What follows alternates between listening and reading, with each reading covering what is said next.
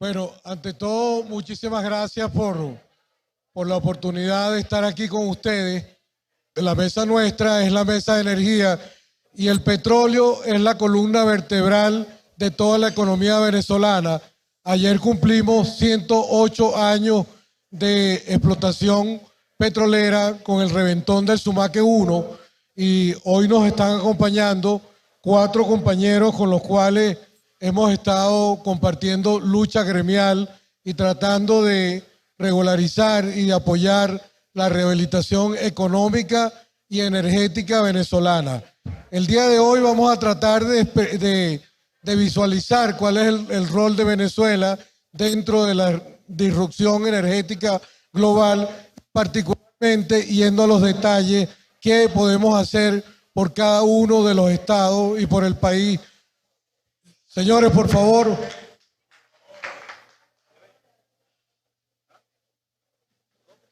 ¿Qué podemos hacer por cada una de las regiones, sobre todo los que están aquí, Mérida? Gracias por la hospitalidad. Ayer igual todos nosotros quedamos impresionados con la visita de la ULA. Los profesores son unos verdaderos héroes de esta sociedad. Entonces, me acompañan el ingeniero César David Parra, presidente del capítulo Zulia de la Cámara Petrolera de Venezuela.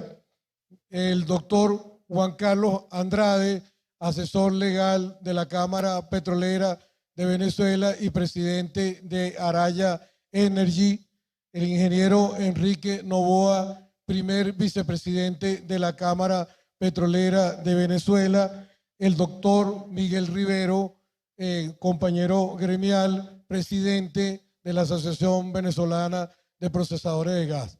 Voy a comenzar con una pregunta que tiene que ver con el entorno de Venezuela y esta pregunta se la voy a dirigir al doctor Juan Carlos Andrade en cómo ve usted, doctor Andrade, el entorno de la operación y el negocio petrolero y qué podemos hacer hoy en día con lo que tenemos en Venezuela. Buenas tardes a todos. Muchas gracias, Reinaldo, por la invitación y a mis colegas panelistas por estar aquí. Yo creo que tu pregunta es muy buena, es muy amplia, Reinaldo. Yo voy a comenzar con una pequeña introducción que yo creo que es importante. Aquí hemos visto, y todos ustedes han visto, que el sector petrolero es el ancla y el motor de la economía venezolana. Hemos visto también dos versiones muy antagónicas. Por un lado, lo voy a llamar sin calificar profetas del desastre, que simplemente consideran que ya nuestra industria no tiene futuro o que para desarrollar necesitamos unos recursos demasiado cuantiosos y que definitivamente es muy cuesta arriba. Pero por otro lado también podemos ver un optimismo muy, si se quiere, infantil, los retos que tenemos enfrente. Yo creo que nuestra visión, mi visión personal, es que tenemos una visión en la mitad. Yo creo que tenemos unas oportunidades en este momento únicas, tanto por las condiciones del contexto mundial como por las condiciones de lo que ha acontecido en los últimos años en Venezuela. Desde el punto de vista regulatorio, para darle un poquito de contexto, yo creo que existen, sin cambiar la ley orgánica de hidrocarburos, la ley orgánica de hidrocarburos gasosos, o sea, el sistema regulatorio actual nos permite a los privados participar en el sector.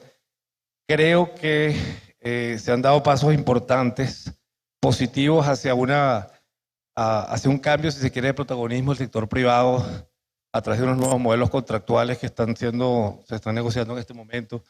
Y eso son medidas que están escalando. El modelo de las empresas mixtas, per se, no es que tuvo sus fallas en su momento y los correctivos que se tomaron en su momento también ayudaron a que el modelo, digamos, se fuera ajustando hacia mitigar los riesgos asociados con el modelo como tal. Hoy en día creo que queda más claro los errores del pasado y creo que se están ajustando estos modelos a través de básicamente, bueno, se llaman Alianza de Servicios de Hidrocarburos, Alianza de Servicios Productivos y obviamente el modelo de empresa mixta, que con el régimen actual y algunos ajustes contractuales estamos viendo que se le está dando más oportunidad, si se quiere, al privado para tener un rol más protagónico como tal. Al final, yo creo que si analizamos las oportunidades que tenemos, Venezuela sigue siendo un país por varias razones muy importantes en el concierto mundial de la energía. En primer lugar, tenemos la reserva más grande de crudo del planeta. Somos la octava reserva de gas. En Latinoamérica nada más hay 2 países que exportan gas. Bolivia y Trinidad y Tobago, y los dos tienen reservas bastante comprometidas hoy en día en cuanto al plazo, a menos que hagan descubrimientos. En cuanto a los líquidos, también el otro que tenemos es el tema de nuestros crudos extrapesados, que al final tenemos unas grandes, también creo que hay unas grandes distorsiones en cuanto a el aspecto, si se quiere, negativo de tener crudos extrapesados. Yo lo veo desde otro punto de vista. Creo que tenemos unos costos de producción bastante competitivos. Pueden rondar entre los 7 y los 12 dólares, depende si es mezcla o si es mejoramiento. Y adicionalmente tenemos 365 días al año, tenemos 100 años de experiencia petrolera, tenemos una población que está acostumbrada a convivir con la industria de los hidrocarburos y tenemos todavía gente experticia local, de mano de obra muy calificada con todos los retos que podemos tener. Esa combinación de factores yo creo que nos hacen muy competitivos y creo que efectivamente van a haber oportunidades para el sector privado nacional e internacional. Lo estamos viendo digamos, no va a ser todo de una sola vez, sino lo estamos viendo por fases. Primero la recuperación de la producción diferida y luego otras oportunidades como tal. Yo creo que con eso resumo mi respuesta. En conclusión, sí se puede hacer. Vamos con una pregunta que tiene que ver con el contexto geopolítico, donde realmente Venezuela, a través de su historia petrolera, cumplió como un rol, fue un agente estabilizador de la matriz energética mundial. Lo fue en la Segunda Guerra Mundial, lo fue en los diferentes conflictos del Medio Oriente, lo fue también cuando hubo la reestructuración geopolítica de los Balcanes, de Europa, y hoy día creo que nosotros estamos llamados a cumplir con un rol que tiene que ver con la estabilización y atender mercados energéticos globales. Esta pregunta va para el ingeniero César David Parra. Quisiéramos, César, que tú nos des tu visión sobre cómo ves el ambiente geopolítico y nos traigas de esa geopolítica al detalle, inclusive cómo lo ves aquí localmente para el Estado de Mérida. Gracias. Buenos días a todos. Como estamos hablando de energía, vamos a darnos un aplauso todos, ¿ah? Y logrémoslo. Vamos a creernos que sí se puede. Ayer hablaban el rector y hablaba el presidente desde esa aula magna, ese lugar que tiene esa majestad, ¿no? Y yo voy a iniciar hablando que el enfoque científico y pedagógico, es decir, la educación, ha llevado a que seamos ciudadanos conscientes. Y ser ciudadanos conscientes nos ha llevado a que tenemos que preservar la única nave que tenemos, que se llama el planeta Tierra. Iniciando por allí y teniendo claro que como ciudadanos tenemos que preservar el planeta, lo que está ocurriendo en materia energética a nivel mundial es que hay que hacer una transición, hacia bajar la huella de carbono. ¿Por qué? Porque el petróleo, el siglo pasado transformó el mundo, es verdad, pero la tecnología está llevando hoy a que usemos ese petróleo como palanca para lograr generar energía verde. Entonces, lo primero es que existe un veto a cualquier proyecto que genere huella de carbono en los países desarrollados. ¿Ok? Las empresas, las grandes empresas, inclusive las pioneras en temas petroleros, hoy ya no son empresas de energías fósiles, ahora son empresas de energías sustentables. Y yo creo que ahí empezamos a entrar todos, como empresarios, y empezamos a entrar todos, ¿no? Vemos los emprendimientos de vehículos eléctricos y algo no menos importante, hoy hay un índice ambiental en los informes de gestión de las empresas, porque tenemos que transformar nuestra gestión en preservar el planeta. Y yéndonos un poco a nuestro país, entendiendo que en el contexto internacional esa es la práctica. ¿Qué está ocurriendo en Venezuela? Bueno, lo primero, señores, Venezuela es un país con petróleo. Lo primero que tenemos que hacer como ciudadanos es entender que ya no existe ese país petrolero. Ayer el presidente Carlos decía, es que el Estado nos tiene que resolver el tema de los combustibles, ¿no, señor? Somos un país con petróleo y usemos ese petróleo como palanca, pero no más depender del Estado. Vamos a ser nosotros los generadores de bienes y servicios a partir de ese petróleo que el siglo pasado creó tanta riqueza para este país. En Venezuela ya existe en primera discusión un marco legal para las energías renovables. Ya eso está en la Asamblea Nacional. Pero ya hay ciudades donde sus consejos legislativos también están legislando en la materia para el tema de energía verde. Eso está ocurriendo. Y podrán ustedes por ahí escuchar, no, que la energía verde y se va a generar hidrógeno. Y muchos dirán, ajá, pero el hidrógeno no existe de manera natural. El hidrógeno es un proceso que a partir del combustible fósil, entiendan bien, el petróleo es el fósil y yo intervengo ese fósil con tecnología para convertirlo en hidrógeno y que no tenga huella de carbono. Entonces, ese es el proceso en el que estamos ahorita, esa es la transición. ¿Vamos a seguir usando fósil? Sí, por mucho tiempo, ¿ok? Porque no existe aún una energía de mejor calidad que la fósil. Entonces, en Venezuela, hacia allá tenemos que apuntar y hacia allá tenemos que trabajar. Entender que a partir del petróleo vamos a poder apalancar todas las soluciones energéticas y pasar luego a generar energía verde. Gracias, César. El cronómetro te estaba favoreciendo porque no estaba funcionando, pero tomaste el tiempo correcto, gracias. Aquí es importante comentar que la transición energética en sí no es un evento, sino un proceso. O sea, es algo que toma y siempre existe. Y yo creo que el país tiene que estar más comprometido, no tanto con una transición energética como con una transición económica y de modelo, donde transformemos el modelo extractivista lineal en un modelo de servicio que tanto se ha nombrado en las mesas. Este país, independientemente de que trabaje el sector de hidrocarburos, comunicaciones, construcción, alimentos, el turismo tiene que transformar su cultura hacia una economía de servicio. Lo demás va detrás, porque lo demás es una materia prima que se transforma. Obviamente, las reservas venezolanas están calificadas como las más grandes del planeta.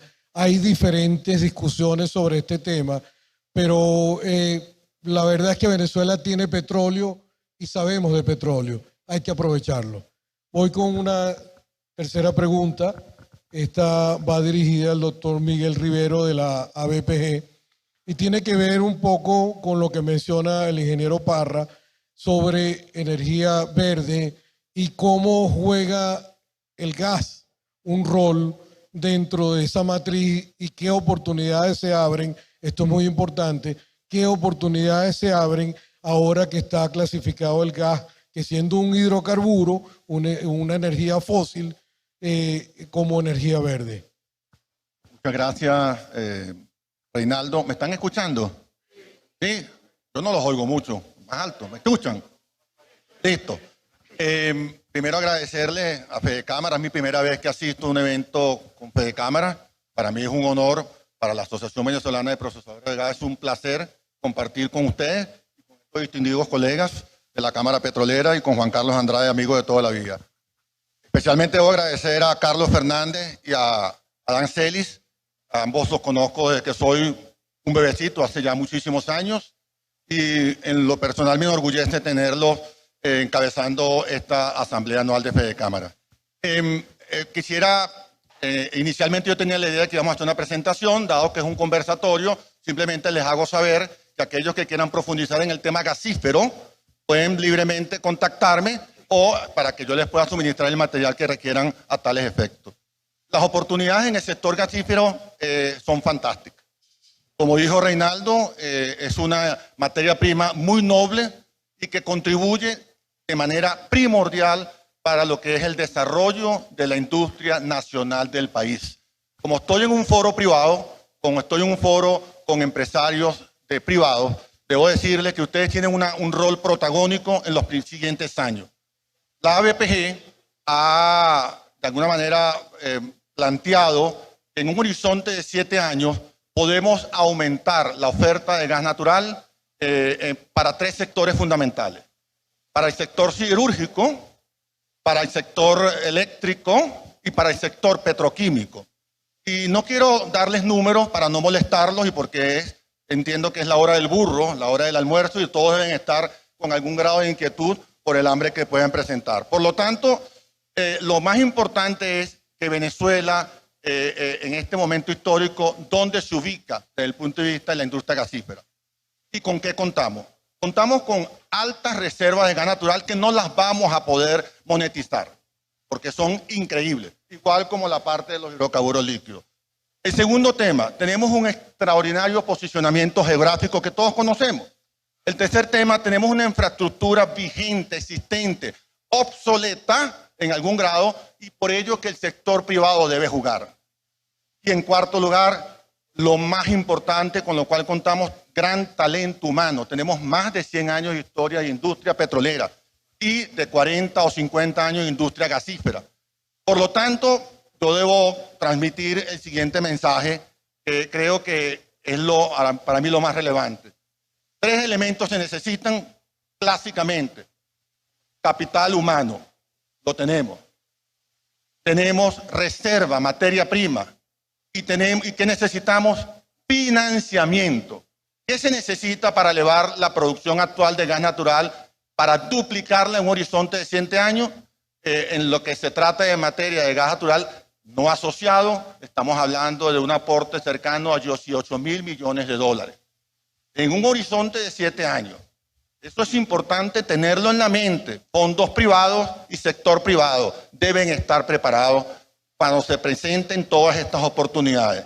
Y quiero culminar mi presentación con un libro que leí hace un tiempo atrás, una frase que recogí de aquel libro y que muchos de ustedes lo deben conocer, que dice: tiempos difíciles crean hombres fuertes. ¿Hombres fuertes para qué? Para crear. ¿Para qué? Para soñar. ¿Para qué? Para construir. Y esto es lo que está haciendo esta asamblea anual con todos los que estamos aquí presentes. Muchas gracias. Muchísimas gracias, Miguel. Estás acelerando la despedida. Creo que estamos considerando el hambre y la hora, y gracias por la paciencia. En términos prácticos, el gas, que viene a ser fuente de 2 cosas importantísimas en nuestra sociedad. Una es la petroquímica es mayormente gas, y la otra es la generación eléctrica. Yo quisiera entrarle una pregunta para el ingeniero Novoa sobre las instalaciones petroquímicas, qué se puede hacer con ellas, cómo está el tema energético, no sin antes llamar la atención de todos los que estamos aquí y a todos los habitantes de Venezuela, que nosotros a través de muchas décadas hemos seguido quemando gas. Y a veces cuando no hay energía, nos pensamos cómo es esa locura colectiva de explicar de que algo que necesitamos lo quemamos y lo lanzamos al ambiente. Entonces es algo que vamos a tratar en una de las preguntas. Adelante, ingeniero Novoa. Saludos, encantados de estar aquí con ustedes en esta Asamblea General de Fedecámaras, agradecidos por la invitación y por supuesto felicitándolos por estas iniciativas que son absolutamente necesarias con miras a seguir impulsando nuestro sector petrolero en una etapa que consideramos pareciera, tratando de llevar un poco el discurso de Carlos ayer, hay una especie de ambiente de reforma en varias cosas. Pensamos que hay oportunidad como para que nos mantengamos animados, nos mantengamos en el país, creamos en lo que estamos haciendo y pienso que los sectores de alguna u otra manera vienen registrando ciertas pautas en cuanto a mejoría de algunos de los procesos.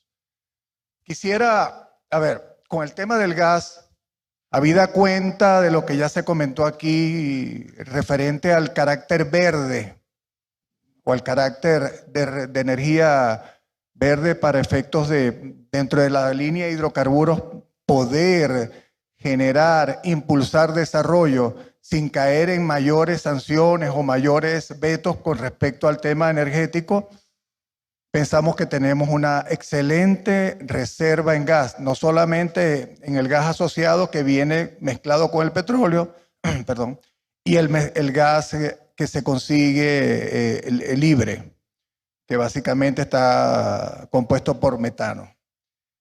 En el caso de la energía eléctrica, nosotros no estamos navegando en un terreno perdido. El 74% de la energía que se está consumiendo hoy en día en Venezuela sigue siendo hidroeléctrica, lo cual se considera absolutamente renovable. Son plantas que ya llevan cierto nivel de obsolescencia, han tenido sus problemas de mantenimiento, pero hay oportunidad de rescatarlas e incorporar la mayor capacidad disponible que tienen, que está cercana a los 11 gigavatios.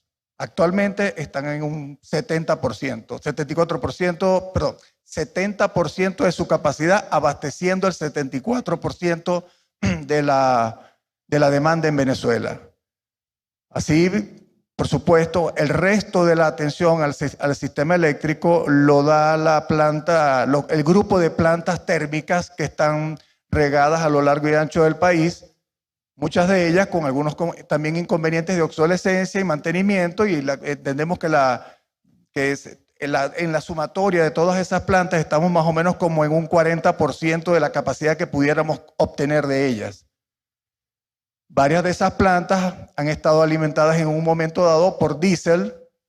Se ha ido tratando, incorporando las corrientes de gas de la manera posible, incluyendo corrientes, por ejemplo, de las que vienen del proyecto Cardón 4, viene de un reservorio de gas libre y que permite darle una alimentación importante, creo que un 70-80% a las unidades que están en el lado de Termozulia, del lado de Maracaibo. Quizás sin llenarlos de muchos detalles, aquí lo importante es que casi todas estas plantas constituyen una plantilla de desarrollo termoeléctrico donde prácticamente todas están alimentadas por gas natural, lo cual coincide con los planes de desarrollo y está incorporado en el desarrollo que acaba de indicar el abogado Rivero, perdón. Y tenemos todo el optimismo a que esas corrientes, en la medida que los proyectos se vayan verdaderamente impulsando y se logren esas metas a 7 años, vamos a tener suficiente gas natural para poder atender el requerimiento de electricidad que se tenga en el país, siempre y cuando el proyecto también siga. Vamos a puntualizar un par de cosas porque yo estoy seguro que ustedes tienen curiosidad por números y las próximas preguntas son cosas prácticas, como por ejemplo, el país cuánta crudo está produciendo al día de hoy. Yo voy a arrancar diciéndole algo sobre 150,000 barriles al día. Necesitamos 140,000 barriles de gasolina y 40,000 barriles al día de diésel para que ustedes no se sientan las colas. Obviamente en Caracas se vive una especie de burbuja y hoy día me he dado cuenta también que aquí en el estado de Mérida ha bajado un poco las presiones de las colas y eso tiene que ver con una protección de la cadena de distribución. Anteriormente hubo intereses y organizaciones alrededor de las cadenas de distribución que detenían el que ese servicio público que llega al ciudadano no terminara de llenar los tanques, porque de cara a la población, de cara a cualquiera de nosotros que somos ciudadanos a pie, el petróleo a nosotros no nos interesa tanto si es marrón, negro, verde, si es espeso, si fluye o no fluye, sino que llegue al tanque de la gasolina del carro, que que llegue a los tractores y a la maquinaria, que se genere energía y que el gas permita cocinar, que ustedes tengan el servicio de gas en su casa. Entonces vamos con César. Me gustaría saber cómo ves tú la distribución de gas natural, qué son los consumos que tiene el estado de Mérida y cómo crees tú que eso pudiese mejorar. Sí, vamos. A ver, este estado es dependiente del GLP. ¿Okay? Todos saben lo que es GLP porque en Mérida, para poder tener energía y poder cocinar e incluso poder tener transformación de toda la cadena de valor, necesitan gas GLP. Y la demanda son 150 cisternas mes o 56.750 barriles de GLP mensual que demanda el Estado Mérida. Lo que llega son 35.800 barriles, es decir, 90 cisternas. Hay un déficit mensual de 60 cisternas, 20.950 barriles. Ese déficit, evidentemente, se ve reflejado en los problemas que cotidianamente van a vivir los sectores de vivienda para poder cocinar y agua caliente, ¿ok? Y eso afecta este estado. En generación eléctrica, este estado está, al igual que el Zulia, al final de la red. Entonces, nosotros proponemos y creemos que es factible, reactivando la producción de líquidos o de petróleo y con el gas asociado del occidente, del bloque E del sur del lago y de Casigua, el Cubo, Baripetrol, más, me decía el tocayo, ajá hermano, ¿dónde es que voy a conseguir un pozo en el patio de mi casa? ¿Verdad, tocayo? Sí, en los años 80 aquí hay yacimientos de gas libre. Entonces, nosotros proponemos la creación de gasoductos virtuales, la instalación de módulos para producir el LGN aquí localmente a partir de las corrientes de la cuenca occidental y algo no menos importante, el biogás. ¿Ok? A partir de los desechos orgánicos y agropecuarios, nosotros podemos generar biogás y lograrlo. Gracias, César. En conclusión, tenemos con qué, y es mirar otra vez la región andina integrada al sur del lago y utilizar las ventajas que ambas tienen. De hecho, de alguna forma, la región andina alimentaría la población de Occidente y hacia los Andes tendrían un suministro seguro de energía y electricidad. Vamos con una pregunta que me gustaría que el doctor Andrade nos contestara en forma explícita y dado la contracción y el tiempo y la hora que nos dejaron. ¿Se puede hacer con las leyes actuales atender la demanda actual de energía y de servicio público que requiere la población venezolana?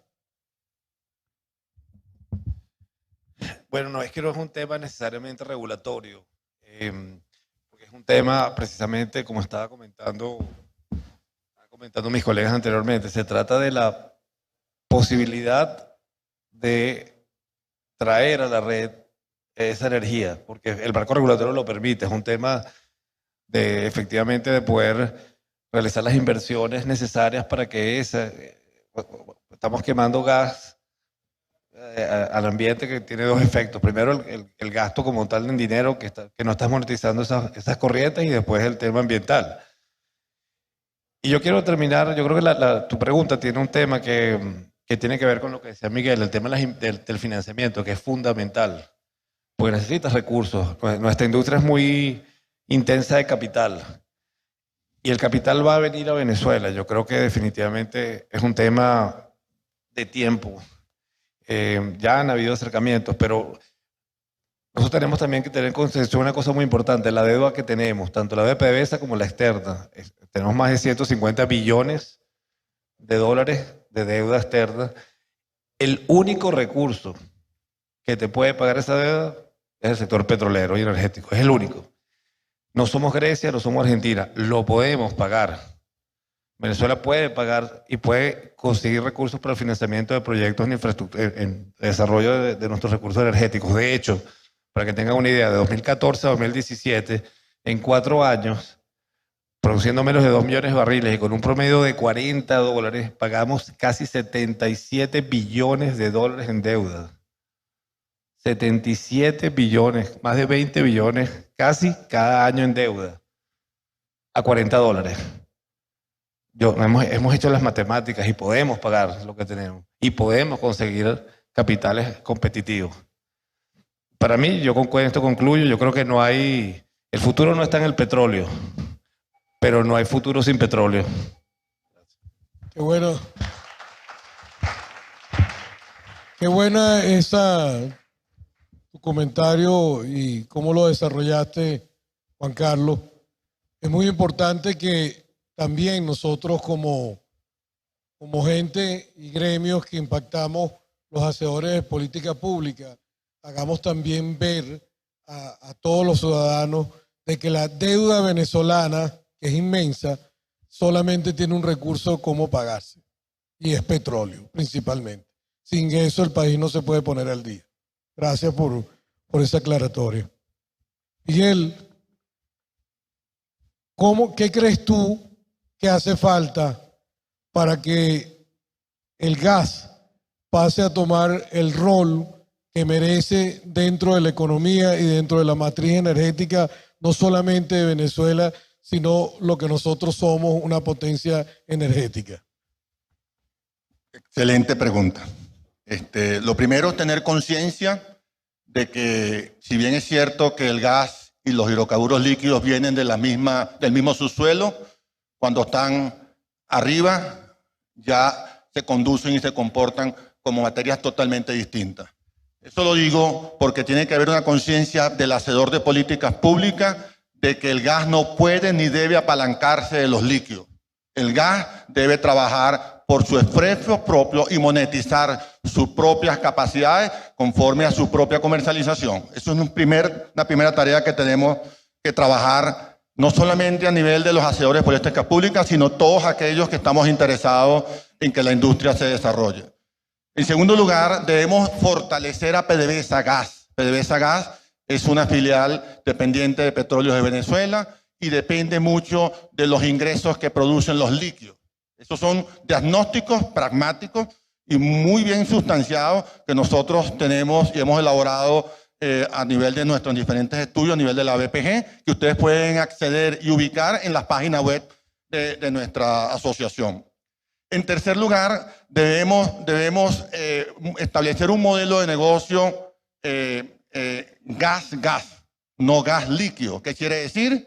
Desde el momento en que yo estructuro un proyecto para producir una molécula de gas, yo debo saber que aquel que lo vende va a recuperar el costo y además va a tener una rentabilidad. No depender de líquido, que por muy rentable que sea, no puede abastecer y satisfacer todas las necesidades de todos los sectores.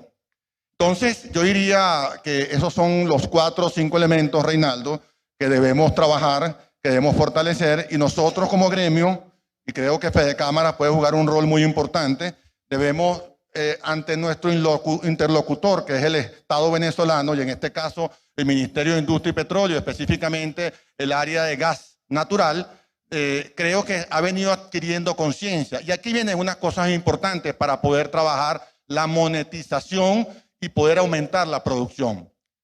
Para yo poder aumentar producción tengo que tener mercado. El primer mercado es el abastecer el mercado local. Eso no lo estamos abasteciendo. Ni el gas metano, que es el que llega por tubería a nuestras casas, ni el gas de bombona, que es el que llega a nuestras casas vía bombona. Y son componentes totalmente diferentes. Tenemos déficit, pero también tenemos un déficit derivado también de una pérdida de valor o de capacidad en toda la cadena de valor. Y ahí el sector privado puede jugar, y jugó en el pasado. Y en ese sentido, Juan Carlos, como dijo Juan Carlos, la ley del gas es muy, muy noble para permitir que el sector privado pueda participar en toda la cadena de valor. Y por último, tenemos un gran potencial de exportación en el corto, mediano y largo plazo. En el corto plazo, Aruba, Trinidad y Tobago. Trabajemos en ello.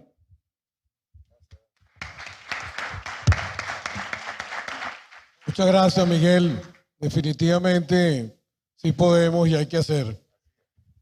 Esta pregunta es práctica y tiene que ver con el desarrollo agrícola y de estos estados, los estados andinos, y va para el ingeniero Enrique Novoa. Enrique, sí podemos producir empaques y fertilizantes para atender el mercado y lograr por lo menos atender el 80% de los requerimientos alimenticios del país, utilizando y reconvirtiendo lo que es ese gas o quizás parte de la petroquímica en atender las necesidades del sector alimentos. Bueno, cuando hablamos de empaques y diferentes productos derivados de los plásticos, estamos hablando de los polietilenos, los polipropilenos, el PVC, mayormente producidos o potencialmente en producción en el complejo Ana María Campos, ubicado en el estado Zulia. Ahí se ha venido desarrollando una dinámica de ir recuperando las plantas paulatinamente. Lamentablemente, el tema del gas natural vuelve a la palestra porque hay deficiencias para conseguir gas rico que alimente las corrientes de una manera adecuada en toda la cadena de valor dentro del complejo petroquímico. Y al respecto, hay proyectos que creo que Miguel conoce al respecto, que tienen que ver con la redenominación de ciertos, hay una oportunidad de reclasificar campos que están dentro de la, campos que están, digamos, clasificados como ley de hidrocarburos líquidos y que tienen la oportunidad de ser reclasificados dentro de la ley de hidrocarburos gaseosos, y eso daría una oportunidad, una apertura muy interesante para que de una forma distinta podamos llevar y motorizar la producción hacia el complejo Zulia. Eso pudiera darnos la oportunidad de normalizar potencialmente un gran porcentaje de lo que se requiere en el estado. Pienso que las plantas pudieran verdaderamente sumarse una vez más a la producción de estos productos que les dije en un principio, y debemos apostar a ello. NPK y urea. Bueno, hablando de NPK y urea, estaríamos hablando del complejo Morón. Urea también allá en José, y las cadenas que se puedan activar dentro del mismo complejo Ana María Campos como, digamos, como complemento, ¿no? El gas natural juega un papel fundamental para que la urea pueda salir adelante, y en el caso del NPK necesitamos las materias primas minerales que se requieren de las minas que ya se conocen, que han venido en explotación desde hace bastantes años, pero que todavía tenemos reservas suficientes para continuar con esos procesos. Esas plantas están en proyecto de ser reformadas. También es necesario que impulsemos eso, incluyendo al sector de Fedecámaras, que también puede aportar su grano de arena en llevar propuestas para que impulsar, animar al gobierno, animar a PDVSA, a Pequiven, para que se sumen al tema de la recuperación de todas estas plantas. Gracias. Vamos a hacerle una pregunta a cada uno y necesito que máximo con 6 palabras me digan si podemos o no podemos, qué hay que hacer. Vamos con César David Parra. Ratifico el petróleo como palanca de desarrollo energético. Señores, conciliemos, porque necesitamos producir conservando y conservar produciendo. Valoremos la revolución tecnológica constante y formemos y apostemos al talento humano. Con eso vamos a lograr el desarrollo. Gracias. Doctor Juan Carlos Andrade. Yo creo que queda claro que hay oportunidades, el marco regulatorio lo permite. Creo que lo más importante en este ciclo es generar un ciclo virtuoso. Y yo creo que el ciclo virtuoso se consolida con el cumplimiento de los acuerdos que se lleguen. Y una vez que eso ocurra, eso va generando confianza, o fortaleciendo la confianza, y en esa medida, pues creo que las inversiones van a cada día a ser más importantes. Muchísimas gracias. Ingeniero Enrique Novoa Romero. Gracias, presidente. pienso que nosotros como Cámara Petrolera vamos a seguir insistiendo en el proceso de reimpulsar la industria petrolera y gasífera de Venezuela. Eso es un compromiso, nuestras propuestas siempre han estado en la mesa, seguimos insistiendo en eso y seguimos insistiendo en las oportunidades que la misma industria está abriendo para que el capital privado se incorpore, presidente. Y ahí tenemos que seguir insistiendo a que todos nosotros de alguna manera estemos muy pendientes a cualquier oportunidad que se nos pueda presentar al respecto. Y por el otro lado, hago un llamado a todos los empresarios, a los presidentes de las diferentes cámaras intersectoriales, a prestarle atención a la emisión de los reglamentos que vienen ahora con el tema de la Ley de Zonas Económicas Especiales. Eso es una oportunidad, no la desaprovechemos, el instrumento está recién aprobado. Gracias, presidente. Muchas gracias. Qué bueno que recordaste el tema de las zonas económicas especiales. A ver, doctor Rivero, amigo. Bueno, gracias, Reinaldo. Creo que nosotros somos unos héroes. No tenemos un año ni meses, tenemos muchos años viviendo extremas dificultades. Por eso debemos convertirnos en hombres fuertes. Esa frase no termina ahí. Esa frase es cíclica. Pero no quiero plantearla en este foro, sino irme con la idea y dejarle plasmado la idea de que esta lucha que estamos haciendo gremialmente, exponiéndonos a unos riesgos altísimos. Yo soy fiel creyente de que el hombre fuerte aprende a cambiar la realidad, no espere que otro nos las cambie. Y nosotros estamos trabajando en cambiar la realidad, en el marco de un nivel y alto nivel profesional y estratégico. Y ustedes lo tienen. Por lo tanto, mantengan sus empresas, crezcan con sus empresas y busquen persuadir a los entes oficiales para que sus políticas puedan cambiar en beneficio del pueblo. Ese sería mi mensaje de fondo. Creamos en nosotros mismos. Gracias. Bueno, señores, me toca finalmente a mí darles las gracias. Yo creo que en el camino hacia este encuentro decíamos que una causa noble unía la fuerza de las personas, los hombres y mujeres en torno a ella. Pero yo creo que nosotros, Venezuela no es una causa noble. Venezuela es mucho más que eso, es una obligación. Nosotros tenemos la responsabilidad de echar para adelante. El petrolero en sí es muy terco, es una persona que extrae una molécula del subsuelo y lo transforma y lo lleva en términos de progreso compartido, de bienestar. Yo creo que todos los que estamos aquí tenemos arraigo.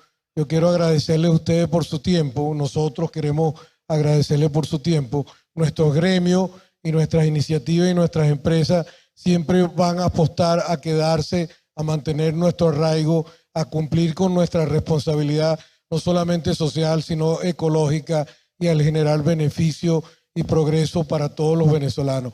Muchísimas gracias y buenas tardes.